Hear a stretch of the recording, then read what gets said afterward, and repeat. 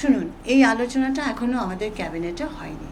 এটা নিয়ে আপনি তো দেখতে পাচ্ছেন চেইন অফ মিটিংস চলছে, পার্টিসদের সাথে চলছে, বিভিন্ন রাজনৈতিক দলগুলোর সাথে চলছে। এখন পর্যন্ত এটা ওয়ার্ক ইন প্রগ্রেস। এই ভাবনাটা এখন পর্যন্ত একটা আলোচনার ভেতরে আছে। এর চাইতে বেশি আমি অফিসিয়ালি আমার কাছে জানি না। কোনটা? রাষ্ট্র সংস্কারের বদলে এই সংস্কার যাত্রা শুরু করলো, সেক্ষেত্রে 2 মাস গেল। 2 মাসে আসলে রাষ্ট্র সংস্কার দ্বারা কোথায় কোথায় কাজ করেছে? না, দেখুন, আমি আবার বলছি, আমি সকলের পক্ষে কথা বলতে পারি না।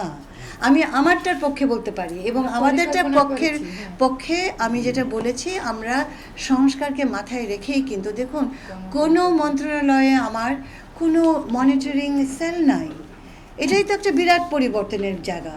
এখানে কোনো দিনও ছিল না, আমরা এটা ইনস্টল করলাম, এখন এটা নিয়ে আমরা কাজ করছি। এটা একটা বিষয়।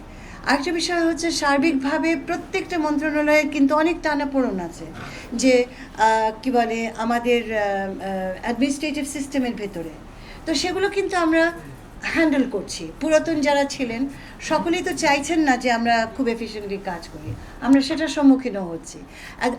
একই সাথে আবার আমরা প্রত্যেকটা, আমি এটাও দেখতে পাচ্ছি যে খুব খুব দৃঢ়তার সাথেই কিন্তু আমাদের মন্ত্রণালয়গুলো কাজগুলো করছে। এখন এর চাইতে বেশি আমি সবার পক্ষে আমি কথা বলতে চাইবো না।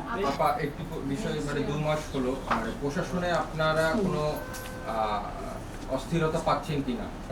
কারণ হলো যে আপনার প্রশাসনে দেখা যাচ্ছে সকালবেলা সচিব নিয়ে গেছে, বিকালবেলা আবার তাকে উইথড্র করা হচ্ছে। কাজের ক্ষেত্রে আপনারা কোনো ধরনের নির্বাচন, একটি উদাহরণ দিতে চাই আপা। আপনারা বাধ্য আমার বিষয় থেকে বের করে নেবেন আমাকে, না? মানে যেমন তারপরে ওটাই হবে হেডলাইন, আর আমার মন্ত্রণালয়ের সব খবর যাবে উবে। মানে আজকে লালমনিরহাটে জেলা প্রশাসক